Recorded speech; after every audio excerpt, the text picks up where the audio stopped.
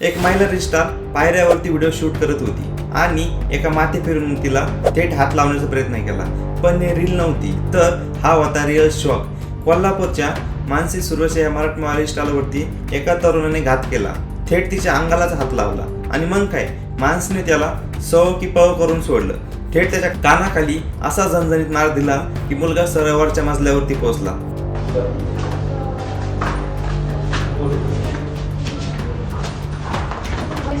काय प्रॉब्लेम आहे? काही काय प्रॉब्लेम काय? माफ करून व्हिडिओ मध्ये रेकॉर्ड झालं. Problem Sorry. काय? प्रॉब्लेम काय? सॉरी काय? श्रुतिया.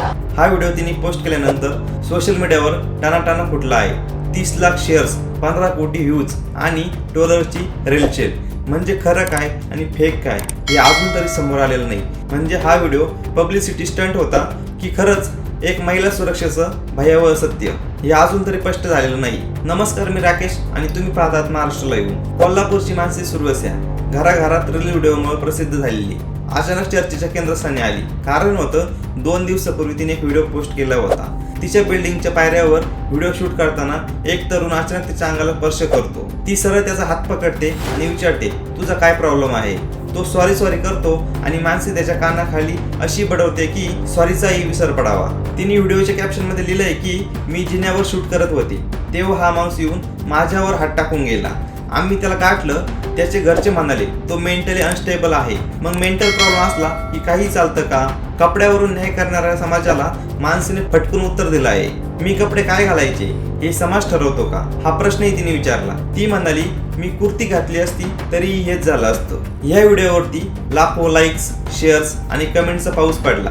मराठी अभिनेत्री अपूर्वा नेंबळकरने म्हटलं, वा कमाल, अजून 1-2 थोबडीत द्यायला पाहिजे होत्या. पण काही ट्रोलर्स म्हणताय, अर्ध्या कपड्यावर कोणी सोसायटी शूट करेल का? ही खरंच मराठी माणसं आहे का? काहींनी तर थेट आरोपच केला की हा पब्लिसिटी स्टंट होता. खरंच गुन्हा असेल तर मग चेहरा ब्लर का केला असा सवालही लोक करत आहेत. परंतु मानसी म्हणते हे स्क्रिप्टेड नाही. मी त्याच्या घरी जाऊन तक्रार केली, लवकरच कारवाई होईल. आजकाल मोबाईल मिळालाय, इंटरनेट मिळालंय, पण थोडीशी अक्कल अजून अपडेट व्हायची आहे हे नक्कीच. अपूर्वा नेंबळकरही म्हणाली, नकारात्मक कमेंट करणाऱ्यांना एक लावूनच द्यायला हवी. दरम्यान मानसीच्या फॉलोअर्स मध्ये प्रचंड वाढ झाली आहे. थेट 12 लाखावर गेली आहे ती. तिचे इतर व्हिडिओ देखील धड चालले आहे. तर हा नेमका प्रकार काय होता?